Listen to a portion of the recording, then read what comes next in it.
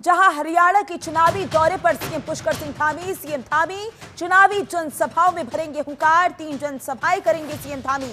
BJP प्रत्याशी के पक्ष में चुनाव प्रचार करेंगे। ये बड़ी जानकारी आपकी टीवी स्क्रीन पर। जहां आपको बता दें कि हरियाणा में विधानसभा चुनाव है, ऐसे में सभी दिग्गज हरियाणा विधानसभा चुनाव के प्रचार के लिए पहुंच रहे हैं और सीएम पुष्कर सिंह धामी के भी तमाम कार्यक्रम हरियाणा में तय है। ऐसे में बीजेपी प्रत्याशी के पक्ष में वोट की अपील करते हुए नजर आएंगे, यानी कि उनका ये दौरा काफी महत्वपूर्ण रहने वाला है। इस दौरान वो चुनावी जनसभाओं में हुंकार भरते हुए नजर आएंगे। 3 जनसभाएं करेंगे सीएम धामी और तीनों जनसभाओं को संबोधित करते हुए सीएम पुष्कर सिंह धामी नजर आएंगे। इसी के साथ बीजेपी प्रत्याशी के पक्ष में चुनाव प्रचार करेंगे और वोट करने की अपील करते हुए नजर आएंगे। हरियाणा विधानसभा चुनाव को लेकर सभी पार्टियां तैयारियों में जुटे हुए हैं।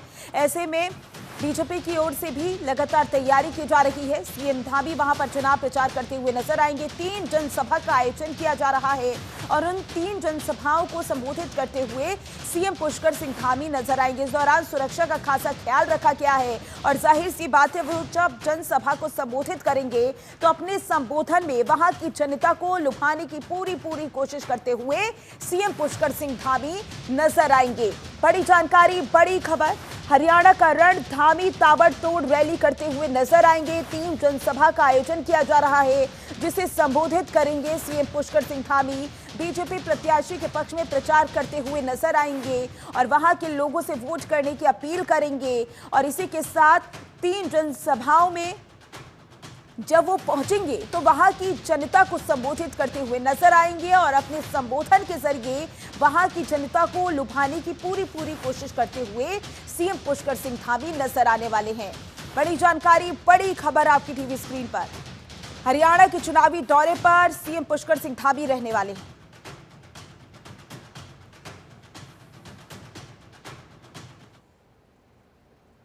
तो वहीं मुख्यमंत्री पुष्कर सिंह धामी ने सचिवालय में प्रवासी उत्तराखंड प्रकोष्ठ की वेबसाइट लॉन्च की। यह वेबसाइट ITDA के माध्यम से तैयार की गई है, जिसके जरिए प्रवासियों को राज्य सरकार की विभिन्न नीतियों, कार्यक्रमों एवं गतिविधियों की जानकारी प्रदान की जाएगी। धामी ने अधिकारियों को निर्देश दिए कि आगामी 7 नवंबर को प्रस्तावित प्रवासी उत्तराखंड दिवस के अवसर पर देहरादून में देश के विभिन्न प्रदेशों में रह रहे प्रवासियों को आमंत्रित कर भव्य सम्मेलन आयोजित किया जाए।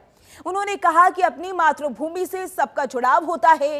राज्य सरकार का प्रयास है कि उत्तराखंड के प्रवासियों का राज्य के विकास के लिए सहयोग लिया जाए और उनको अपनी मातृभूमि से जुड़ाव के लिए उन्हें हर संभव सहयोग किया जाए। उन्होंने कहा कि हमारे उत्तराखंड के प्रवासियों ने देश दुनिया में अपने कार्यों के बल पर अपनी अलग पहचान बनाई है। हमारा प्रयास है कि हम हर सुख दुख में भागीदार बने।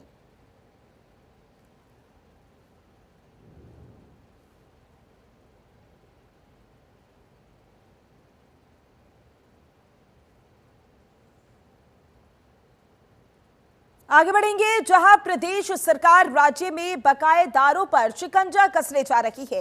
राजस्व परिषद अध्यक्ष आनंद वर्धन ने निर्देश दिए कि राज्य के 10 बड़े बकायेदारों से वसूली के लिए जिलाधिकारी, उप जिलाधिकारी अपने स्तर से प्रभावी कार्रवाई करें।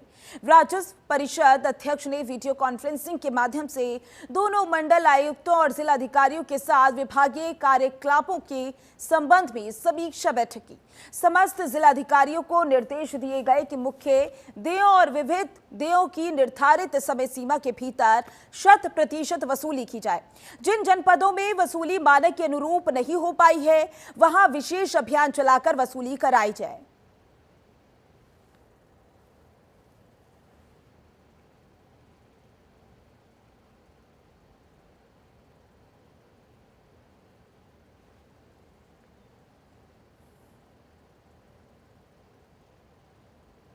तो ये बैठक की गई, जहां सीएम धामी वहां के डीएम को निर्देश देते हुए नजर आए। आगे बढ़ेंगे, जहां उत्तराखंड की मुख्य सचिव राधा रतूड़ी का महीने का कार्यकाल आने वाली 30 सितंबर को पूरा हो रहा था। अब उन्हें 6 महीने का सेवा विस्तार दे दिया गया है। राधा रतूड़ी का कार्यकाल बढ़ाने की चर्चाएं पहले से ही चल रही थी। इस संबंध में आदेश जारी कर दिए गए। मुख्य सचिव राधा रतूड़ी ने राज्यपाल से भी मुलाकात की। यदि राधा रतूड़ी को सेवा विस्तार नहीं मिलता तो वरीयता पर अपर मुख्य सचिव आनंद बर्धन राज्य के नए मुख्य सचिव हो सकते थे। 1988 बैच के IAS अधिकारी राधा रतूड़ी अपनी सेवानिवृत्ति से 2 महीने पूर्व 31 जनवरी 2024 को मुख्य सचिव बनी थी। 2 महीने का कार्यकाल समाप्त होने के बाद उन्हें प्रदेश सरकार ने 6 महीने का सेवा विस्तार दे दिया था।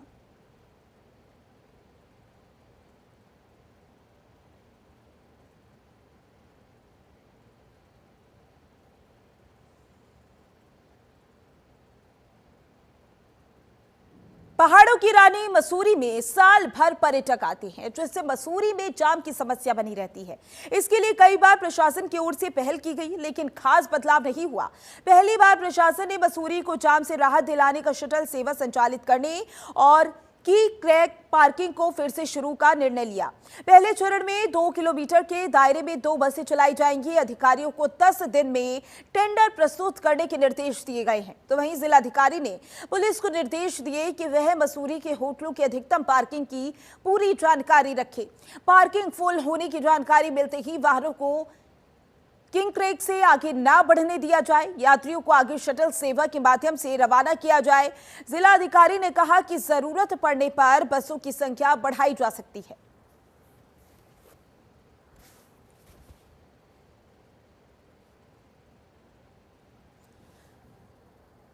तो ये मसूरी की तस्वीरें, जहां पर आप देख सकते हैं बड़ी संख्या में पर्यटक आते हैं और पर्यटकों के पहुंचने की वजह से वहां पर भीड़ इकट्ठा होती है और ये जाम की समस्या भी होने लगती है। जाम की समस्या की वजह से वहां के लोगों को तमाम परेशानियों का सामना करना पड़ता है और इसी को लेकर पहली बार शटल सेवा संचालित होगी, क्योंकि जाम ना लगे और लोगों को परेशानी ना हो, इसका खासा ख्याल रखा जा रहा है। अब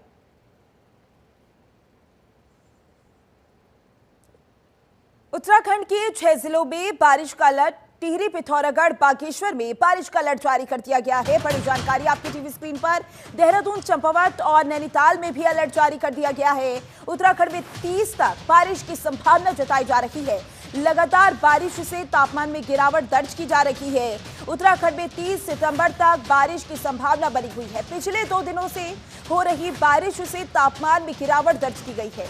शुक्रवार को दिन भर बादल छाए रहे और देर रात मौसम ने करवट बदली। देहरादून में हुई झमाझम बारिश ने गर्मी से काफी हद तक राहत दी है। मौसम विभाग के अनुसार आज 6 जिलों में भारी बारिश का येलो अलर्ट जारी कर दिया गया है। अगले 30 सितंबर तक मौसम ऐसा ही बना रहेगा, जिससे तापमान में गिरावट आएगी। बारिश और मलबे के कारण प्रदेश में 98 मार्ग बंद है। इनमें सबसे अधिक 16 मोटर मार्ग चमोली में बंद हैं, जिसमें ग्रामीण मोटर मार्ग ज्यादा है। बड़ी जानकारी आपकी टीवी स्क्रीन पर, जहां एक बार फिर से उत्तराखंड में मौसम का मिजाज बदला हुआ नजर आ रहा है। भारी बारिश हो रही है और इसी को लेकर 6 जिलों में भी बारिश का अलर्ट जारी कर दिया गया है। देहरादून, चंपावत, नैनीताल में अलर्ट जारी किया गया है। इसी के साथ टिहरी, पिथौरागढ़ और बागेश्वर में भी बारिश का अलर्ट जारी कर दिया गया है। उत्तराखंड में 30 तारीख तक बारिश की संभावना जताई जा रही है। ऐसे में लोगों से भी अपील की जा रही है कि वो सतर्क रहें। लगातार बारिश से तापमान में गिरावट भी दर्ज की गई है। जनपद चमोली द्रोणागरी ट्रैक पर फंसे 3 ट्रैकर्स का एसडीआरएफ ने रेस्क्यू कर लिया है। एक ट्रैकर का शव बरामद कर जोशीमठ पहुंचाया है। एसडीएम कार्यालय जोशीमठ से एसडीआरएफ को बताया गया था कि द्रोणागिरी ट्रैक पर कुछ ट्रैकर्स फंसे हुए हैं। उन्हें निकालने के लिए एसडीआरएफ टीम की आवश्यकता है। सूचना पर एसडीआरएफ रेस्क्यू टीम रवाना हुई। बता दें कि 4 पर्यटकों का दल 22 सितंबर को द्रोणागिरी के बांगनी ग्लेशियर की ट्रैकिंग पर गया था। ट्रैकिंग से लौटते समय एक की मौत हो गई। अमल के साथ ट्रैकिंग पर गए विष्णु नायर ने बताया कि उन्होंने 22 सितंबर को ट्रैकिंग शुरू की थी।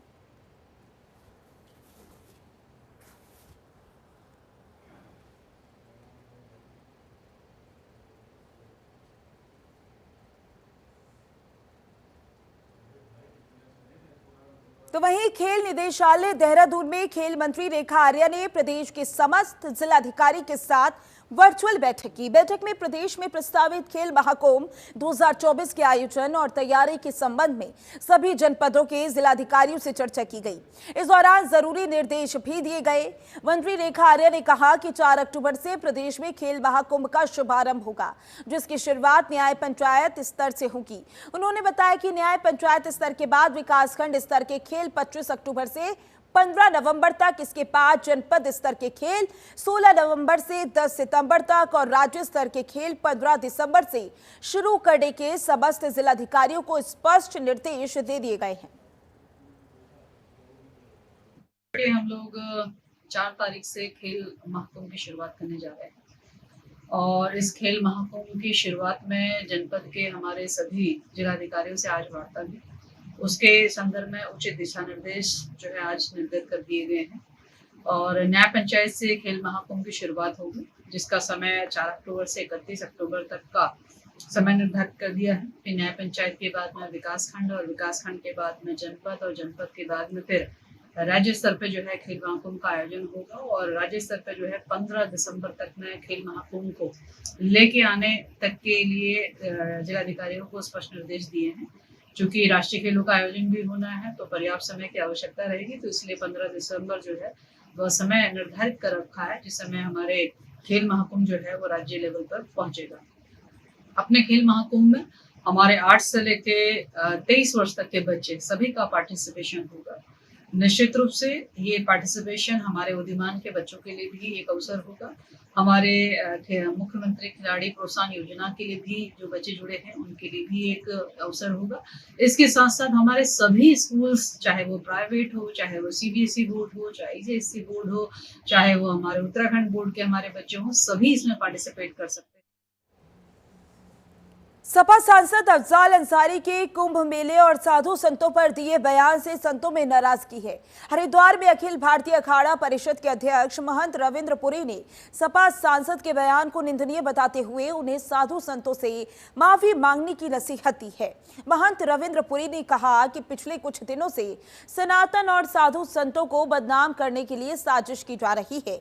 एक सांसद को इस तरह के बयान देने से बचना चाहिए। कुंभ मेला विश्व की सांस्कृतिक धरोहर है और इसी बीच और इसी तरह के बयानों से कुंभ और साधु संतों की छवि खराब होती है। रविंद्र पुरी ने यूपी के सीएम योगी आदित्यनाथ से भी सांसद के बयान पर उनके खिलाफ कार्रवाई करने की मांग की है। आपको बता दें कि सपा सांसद अफजाल अंसारी ने कहा है कि कुंभ मेले और दूसरे धार्मिक आयोजनों में बड़ी संख्या में साधु संत गांजा पीते हैं। सनातन धर्म को भ्रष्ट करने का अभियान एक चल रहा है। पहले भोजन में मिलावट, हर प्रकार के ऐसे पदार्थों को सरेआम मिलाया जा रहा है और एक नया प्रयास जो है, एक संसद सदस्य जो हैं, जो बहुत पुराने हैं और अपने आप को ज्ञानी समझते हैं, उनको इस प्रकार की टिप्पणी नहीं करना चाहिए था कि गांजे की रेल भर के, बसें भर के कुंभ मेले में भेजी जाए। ये नारकोटिक्स विभाग का जो भारत सरकार का कानून है उसका भी उल्लंघन है। एक सांसद के मुख से इस प्रकार के शब्द शोभा नहीं देते। मुझे आशा है वो इस पर अवश्य खेद व्यक्त करेंगे, अन्यथा उनके खिलाफ आंदोलन चलाने के लिए हम लोग बाध्य रहेंगे।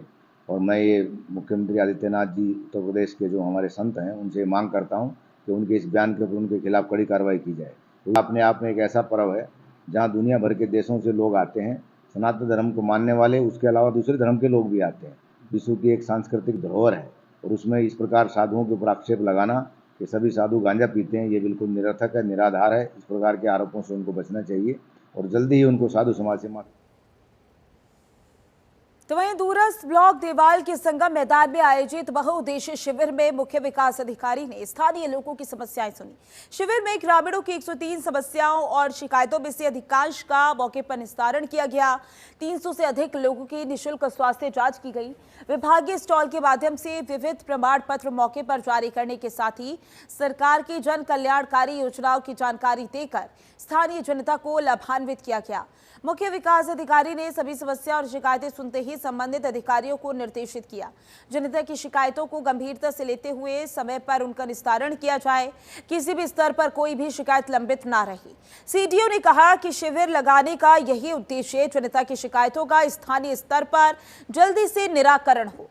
इस दौरान उन्होंने शिविर में लगाए गए विभागीय स्टॉलों का निरीक्षण भी किया।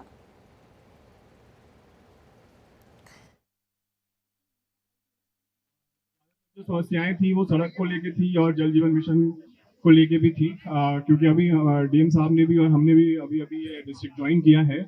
तो हमारा यही उद्देश्य होगा कि जो भी आज की समस्याएं हों और जो अदरवाइज भी जो प्रॉब्लम्स हैं उसका जल्दी से निस्तारण किया जाए, टाइम बाउंड मैनर में सारे जो इश्यूज हैं उसको सॉल्व किया जाए। आज का भी जो शिविर था वो काफी सक्सेसफुल रहा और कई सारी प्रॉब्लम्स को जो है आज के दिन सॉल्व किया गया है, और जो बाकी प्रॉब्लम्स आई हैं उनको जल्दी ही उनको भी सॉल्व किया जाएगा।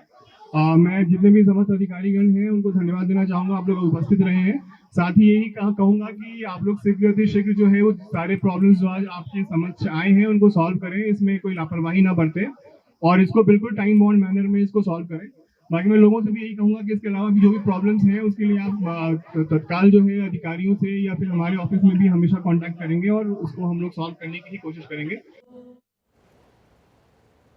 तो वही खबर लक्सर से है, जहां लक्सर भी श्री रामलीला का 87वां महोत्सव शुरू हो गया है। रामलीला कमेटी की ओर से पहले नगर क्षेत्र में रामलीला शोभा यात्रा निकाली गई। विधि विधान से पूजा अर्चना के बाद पूर्व विधायक संजय गुप्ता ने फीता काटकर रामलीला महोत्सव का शुभारंभ किया। इस मौके पर पूर्व विधायक संजय गुप्ता ने कहा कि रामलीला कोई मनोरंजन का साधन नहीं बल्कि भारतीय संस्कृति, सभ्यता और संस्कार की परिचालक है। इसी के साथ शुगर मिल के महाप्रबंधक एसपी सिंह, नगर व्यापार मंडल अध्यक्ष अतुल गुप्ता और क्षेत्र के गणमान्य लोग भी मौजूद रहे।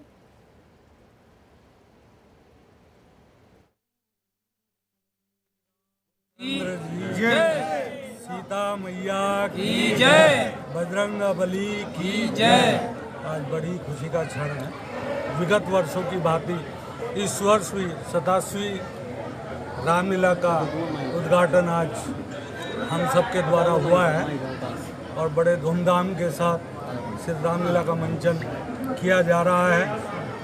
मैं आप सबको बधाई देता हूँ, शुभकामनाएं देता हूँ। यह बड़े शांतिपूर्ण तरीके से संपन्न होगी और दशहरा यहाँ मनाया जाएगा। श्री राम का जो मंच, श्री रामलीला का जो मंचन है वो संस्कार का केंद्र है।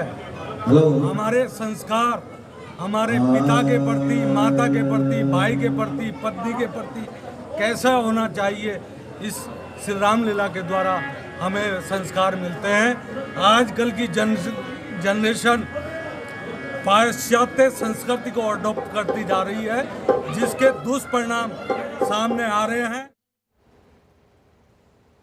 तो वहीं हरिद्वार जिले में अवैध रूप से चल रहे अस्पतालों पर स्वास्थ्य विभाग ने शिकंजा कसना शुरू कर दिया है। हाल ही में जिले के रोशनाबाद, रुड़की और बहादुराबाद समेत कई स्थानों पर डॉक्टरों की लापरवाही के कारण गंभीर घटनाएं सामने आई हैं, जिनमें लोगों की जान तक चली गई। इस घटनाक्रम के बाद जनता में आक्रोश फैल गया है और कई स्थानों पर हंगामा भी शुरू हुआ। इन मामलों को गंभीरता से लेते हुए मुख्य स्वास्थ्य अधिकारी ने बताया कि उन्हें कई शिकायतें मिली हैं, जिसके आधार पर अवैध अस्पतालों की जांच की जा रही है। उन्होंने ये भी कहा कि कई अस्पतालों पर सील लगाई जा चुकी है और अन्य पर जल्द ही कार्रवाई की जाएगी। स्वास्थ्य विभाग ने जिले में अवैध रूप से संचालित अस्पतालों को चिन्हित करने का अभियान शुरू कर दिया है, ताकि भविष्य में ऐसी घटनाओं को रोका जा सके।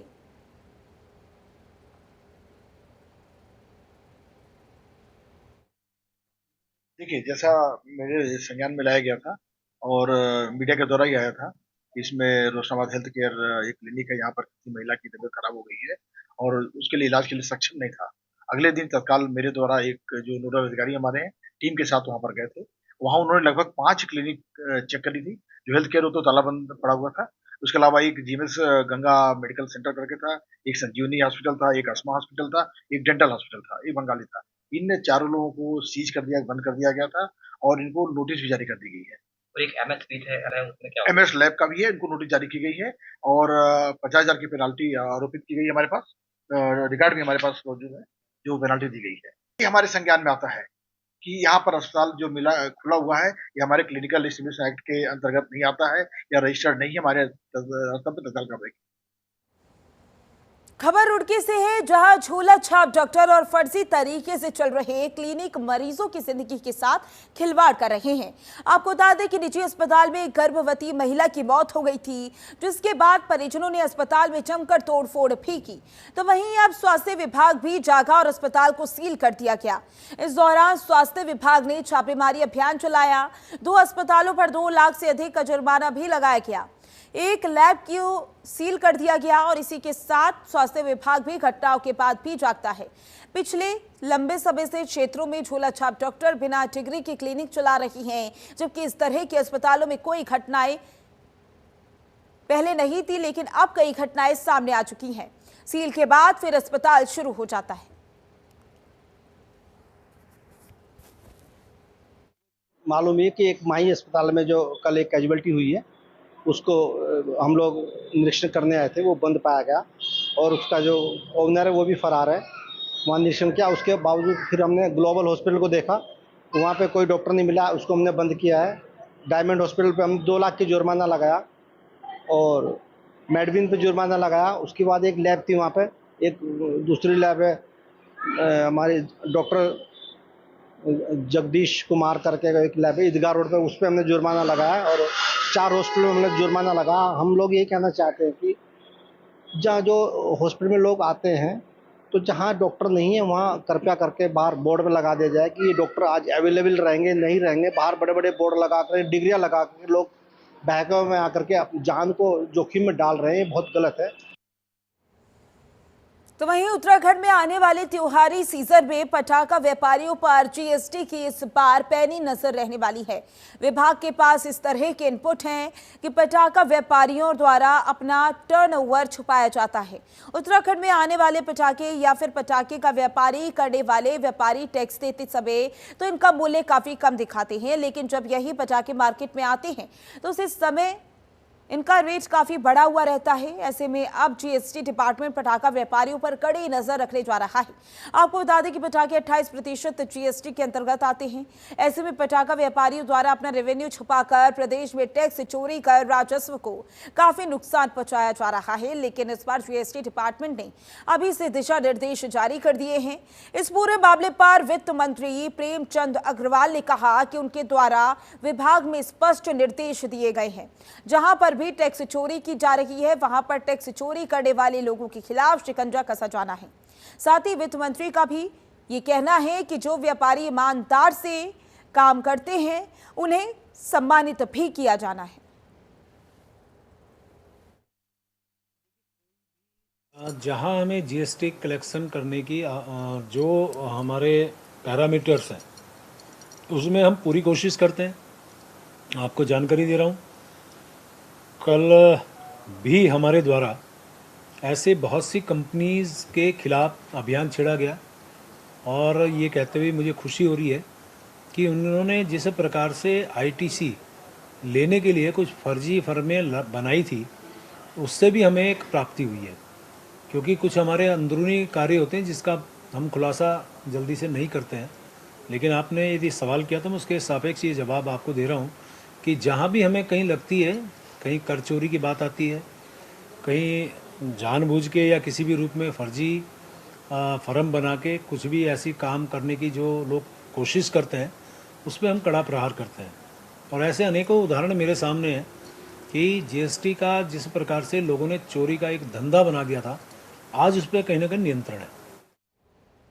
फिलहाल के लिए इस बुलेटिन में बस इतना ही। नमस्कार।